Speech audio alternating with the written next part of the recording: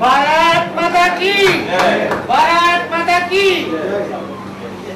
आज आपसे ये वादा रहेगा कि आप जो भी सवाल पूछेंगे इंशाल्लाह बड़ी सच्चाई से और दिल से आपके सवालों के जवाब दिए जाएंगे। जैसे कि आप सब लोग जानते हैं कि इंसान की फितरत में है कि जहाँ विकास है तो उसको वहाँ अट्रैक्शन दिखता ही है। हर आदमी इसीलिए मेहनत करता है कि उसको विकास की तलाश है, तरक्की की तलाश है, शांति की तलाश है। और ये हम सबके स्वभाव में होता है, केवल मेरे या आपके नहीं।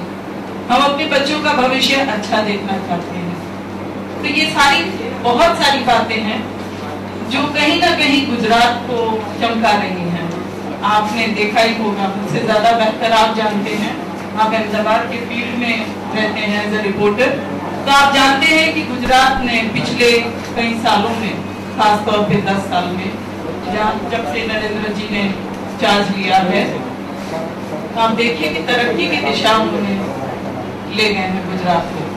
और केवल गुजरात में ही नहीं, दुनिया भर में आज गुजरात इसलिए मशहूर है कि ये तरक्की की राह पर चला, उस राह पे चला है। और किस कदर किसी एक पक्ष या एक जाति को लेकर के साथ चला है, हर किसी के साथ लेकर के चला है, चाहे अमीर हो, गरीब हो, किसी भी जाति का हो, भेदभाव के बिना अगर कोई लेकर चला है तो मैं समझती हूँ कि सही मायने में हमारी सेक्युलर स्पिरिट को फुलफिल करता है। हमारे देश की नींव और कॉन्स्टिट्यूशन इसी मुद्दे पे रखी गई कि हम एक सेक्युलर इंडिपेंडेंट स्टेट बने।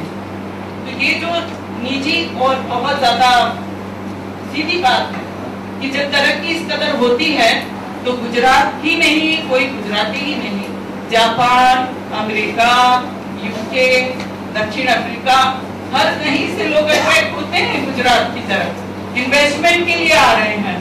तो मैं तो एक मामूली छोटा सा अंश हूँ गुजरात का। अगर मैं मोदी जी की विकास यात्रा से अट्रैक्ट नहीं हुई तो फिर मैं इंसान ही नहीं हूँ। मैं समझती हूँ हम सब तरक्की और विकास की तरफ जाना चाहते हैं और इसमें मैं भी एक छोटा सा अंश हूँ। आपसे मैं एक सवाल करना चाहूँ, आज की तारीख में अगर केंद्र सरकार कोई नीतियों को आप तक पहुंचाने में कामयाब है तो आप मुझे बताइए, इम्प्लीमेंटेशन के काम में केंद्र सरकार बिल्कुल ही असफल रही है। आप कौभांड का लिस्ट देख लीजिए, ये मेरे ख्याल में only tip of the iceberg है। अगर कोल का कौभांड आया है, आप सेल इंडिया का देखिए, आप टेट्रा ट्रक्स के बारे में देखिए, आप वाड्रा फैमिली का देखिए, आप सलमान खुर्शीद साहब के ट्रस्ट का देखिए। ये मत समझिए कि बहुत बड़े बड़े कौभांड बाहर आ गए उनके। This is only the tip of the iceberg. इस तरह के कौभांड और ये जो घोटाले हैं बेशक बहुत ज्यादा होंगे। ये तो एक नीडर पत्रकारों का कुछ कंट्रीब्यूशन है, कुछ सोशल संस्थाओं का कंट्रीब्यूशन है कि ये सारी चीजें बाहर आ रही है। हालांकि भारतीय जनता पार्टी तो पहले से ही कह रही थी कि एफडीआई को जंप इन क्यों किया। आप बताइए, एफडीआई को केंद्र सरकार ने इतनी जल्दी जंप इन क्यों किया बिना बहस किए? इसी तरह का अगर कुछ कदम उठाना था तो महिला रिजर्वेशन बिल को सोनिया जी ने क्यों नहीं जंप इन किया? कर सकती थी, वो एक बहुत बड़ी राजनीतिक पार्टी की वो प्रमुख है, चेयरपर्सन है यूपीए सरकार में। अगर महिला कांग्रेस का बिल इसी तरह से जंप इन किया होता, इतनी ज्यादा तकीदारी से और तवज्जो से अगर वो ले आती तो हम मानते कि वाकई भलाई जाती है महिलाओं की। लेकिन ऐसा कुछ मुझे नहीं दिखा, ना ही देशवासियों को दिखा है कि कोई काम के बिल वो लेकर आए हो। महंगाई का मुद्दा ले लीजिए, डबल डिजिट में इन्फ्लेशन है लगातार 36 महीनों से।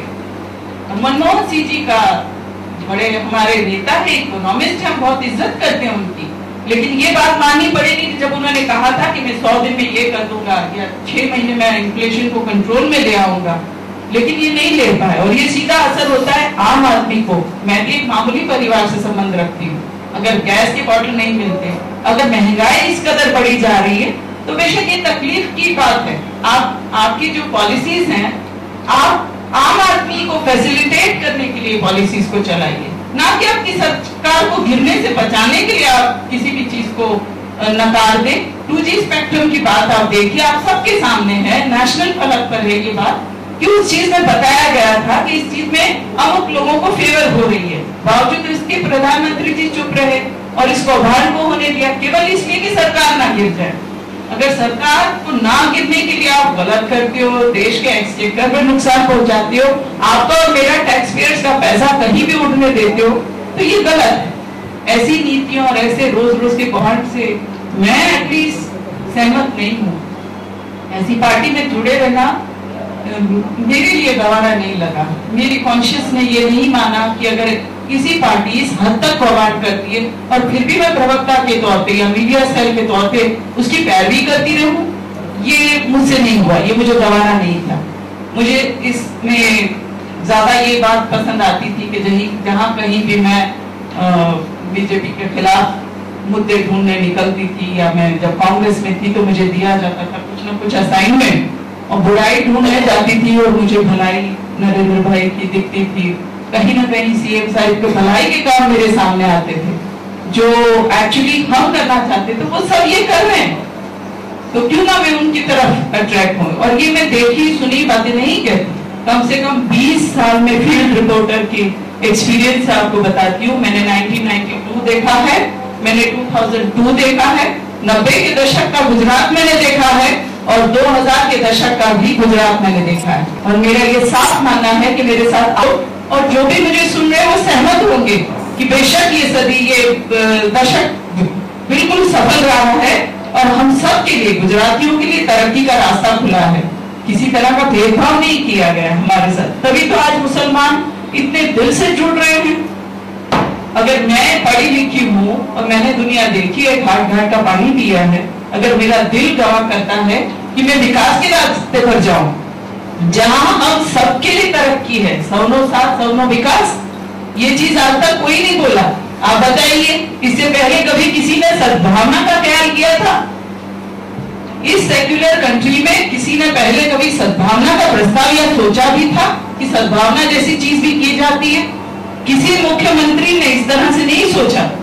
तो ये सबसे बड़ी उपलब्धि है कि उन्होंने सिग्नल किया कि मैं सबको साथ लेकर के चलना चाहता हूँ।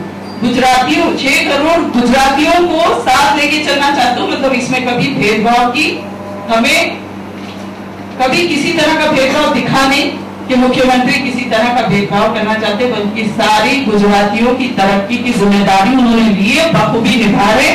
तो क्यों ना हम उनके बताए हुए रास्ते या उनकी बताई हुई चीज को अमल करें।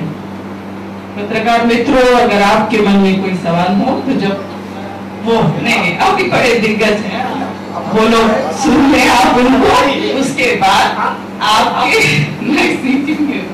मैं आपसे दिल खोल के बात करूंगी।